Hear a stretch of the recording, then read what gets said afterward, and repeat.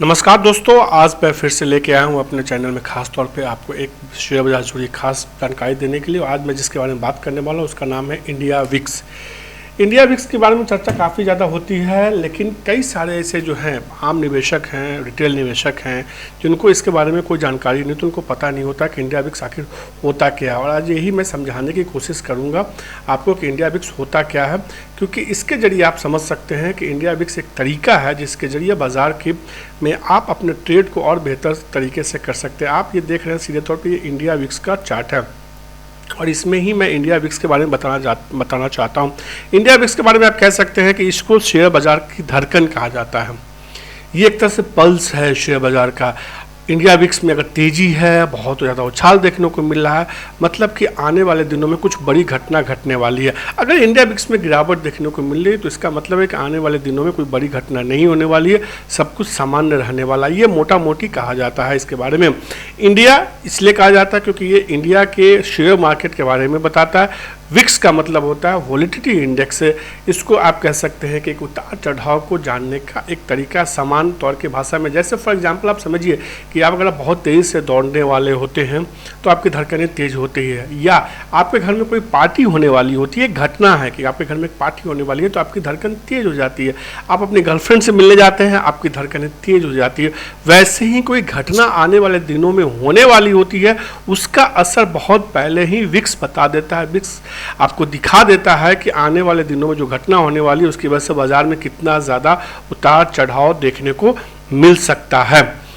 चूँकि आज के समय में आप देखेंगे ऑप्शन ट्रेडिंग बहुत ज़्यादा हो रही है देश में, तो ऐसे में जो लोग विक्स के जरिए ट्रेड करते हैं, जो लोग ऑप्शन में ट्रेड करते हैं, उनके लिए विक्स जो है जानना और समझना बेहद ज़रूरी है। अब इस इंडिया विक्स के चार्ट को मैं आपको दिखाता हूँ, इसके जरिए आपको समझाने की कोशिश करता हूँ कि इंडिया विक्स से होता कैसे है, क्या काम करता है, क्या इसकी हिस्ट्री है, ऑप्शन ट्रेडर को क्या करना चाहिए और कैसे इसके जरिए वो इंडिया विक्स के जरिए अपना फ़ायदा उठा सकते हैं। सबसे पहले देखिए इंडिया विक्स का जो है ये जो चार्ट है, आप देख सकते हैं ये वीकली चार्ट मैंने आपके सामने ड्रॉ किया है, जिसके जरिए आपको सारी जानकारी मिलती हुई दिखेगी।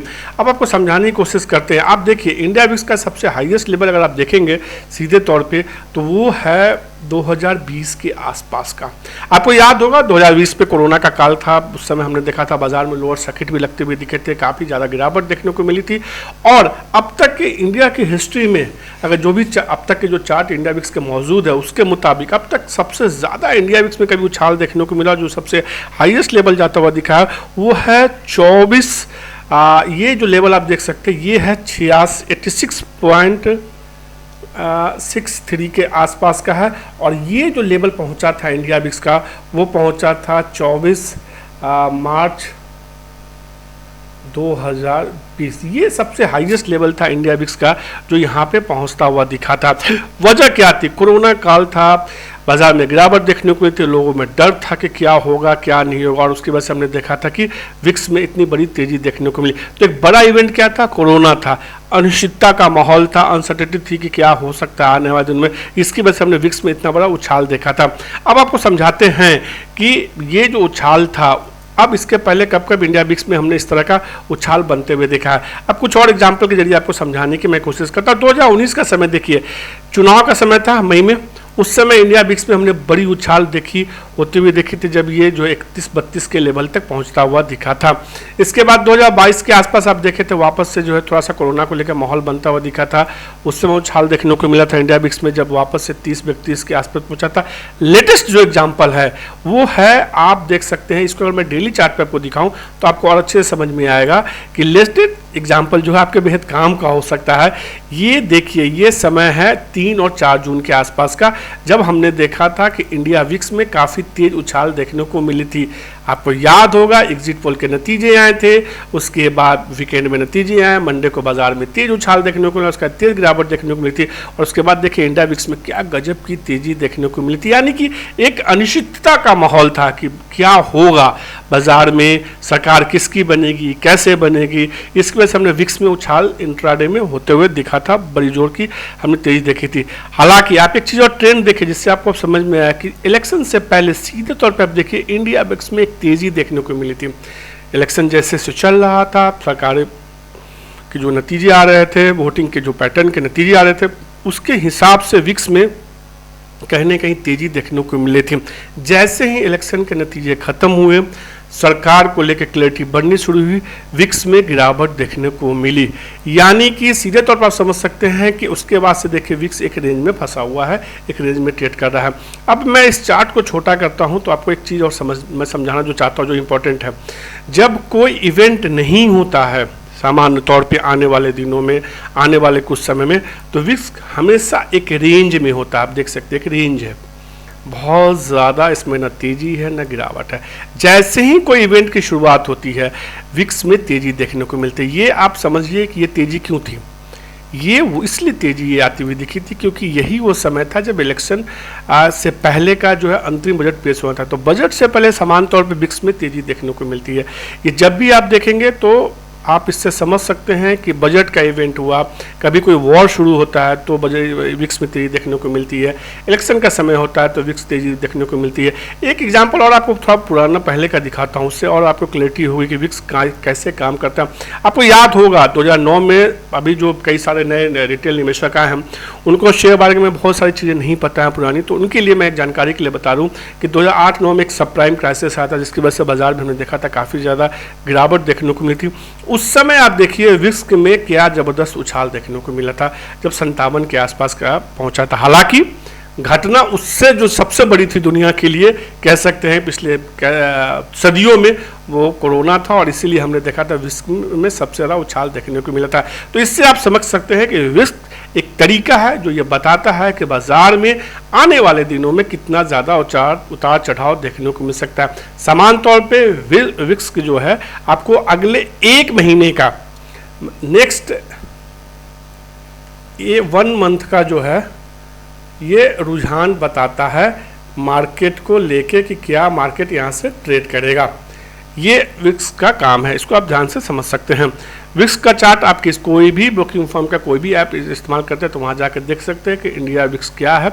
समान तौर पे आप माना जाए तो एक हेल्दी जो विक्स होता है, जिसके बारे में कहा जाता है, वो 10 से लेके विक्स का जो लेवल है समान तौर पे 10 से लेके कह सकते हैं 20 तक का जो लेवल है वो एक अच्छा लेवल माना जाता है।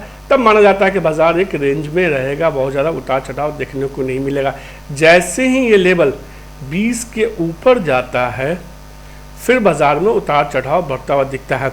और फिर आप क्या देखेंगे, आपने कई बार गौर किया होगा कि शेयर बाज़ार में एट रैंडम किसी दिन किसी शेयर में, किसी स्टॉक्स में या निफ्टी, बैंक निफ्टी में काफ़ी तेज़ स्पाइक आता हुआ दिखता है। ये स्पाइक जो है जिस तरीके से आप देख सकते हैं एट रैंडम इतनी बड़ी तेज़ी आती हुई दिखेगी। कभी आप देखेंगे कि निफ्टी में एकदम सडन फॉल आता हुआ दिखेगा, किस तरह उस तरह से आप देख सकते हैं कि बैंक निफ्टी में सडन तेज़ी आती हुई दिखेगी, एक एक कैंडल जो है बड़े बनते हुए दिखेंगे। ये संकेत देता है, या नीचे की तरफ गिरते हुए दिखेंगे, ये संकेत देता है कि जैसे जैसे विक्स बढ़ता जाएगा वैसे वैसे शेयर बाज़ार में काफ़ी तेज़ी से उतार चढ़ाव आएगा। कुछ मिनटों में ही आपका पैसा डबल भी हो सकता है और वो जीरो भी हो सकता है। अब इसी से आपको ये समझना है कि अगर आप ऑप्शन ट्रेडिंग करते हैं तो क्या करना चाहिए। अगर विक्स आपका हाई है तो ऑप्शन सेलर के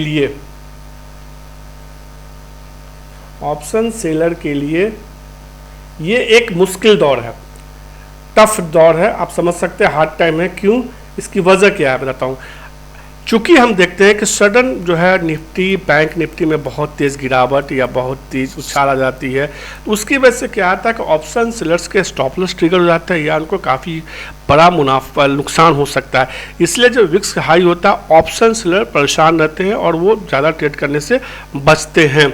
ऐसे में जो ऑप्शन वायर है, विक्स अगर आपका हाई है तो समझिए कि ऑप्शन बायर के लिए ये एक अच्छा मौका है सीधे तौर पे। क्यों, क्योंकि फिर ऑप्शन में अगर आपने कॉल बाय किया या पुट बाय किया, उसमें एकाएक बड़ा उछाल देखने को मिल सकता है, आपको प्रॉफिट होता हुआ दिखेगा।